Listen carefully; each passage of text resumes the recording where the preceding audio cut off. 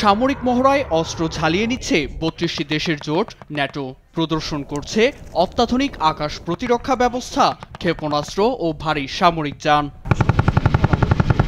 টানা ৩ বছর ধরে চলতে থাকা রাশিয়া ও ইউক্রেন যুদ্ধে জড়িয়ে পড়েছে ইউরোপীয় ইউনিয়ন ও যুক্তরাষ্ট্র।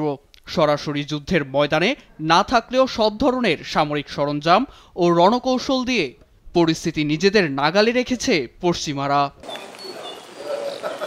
এ পরিস্থিতি তৃতীয় বিশ্বযুদ্ধের চেয়েও কম নয়, এমনটাই মনে করছেন বিশেষজ্ঞ ও অর্থনীতিবিদ দিমিত্রি ট্রেনিন।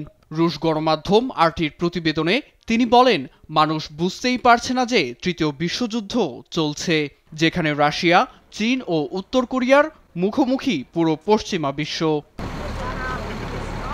দিমিত্রি ট্রেনিনের মতে, রাশিয়া, চীন ও উত্তর কোরিয়া অর্থনীতি, ভূরাজনীতি ও সামরিক দিক দিয়ে বেশ এগিয়ে গেছে। তাদেরই অগ্রগতি নিজেদের জন্য হুমকি মনে করছে পশ্চিমারা। এজন্যই রাশিয়াকে পরাস্ত করতে উঠে পড়ে লেগেছে পশ্চিমারা। এর মধ্যেই পশ্চিমাদের তৈরি একাধিক ক্ষেপণাস্ত্র আঘাত এনেছে রাশিয়ার অভ্যন্তরে। এ নিয়ে চরম অসন্তুষ্টি মস্কোর।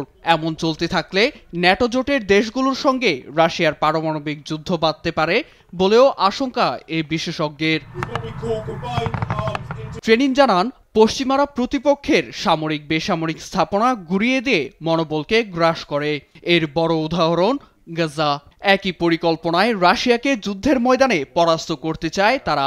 এমন পরিস্থিতির জন্য রাশিয়াকে প্রস্তুত থাকার কথা বলছেন এই বিশেষজ্ঞ। নীরব দাস, নিউজ ডেস্ক, দেশ টিভি।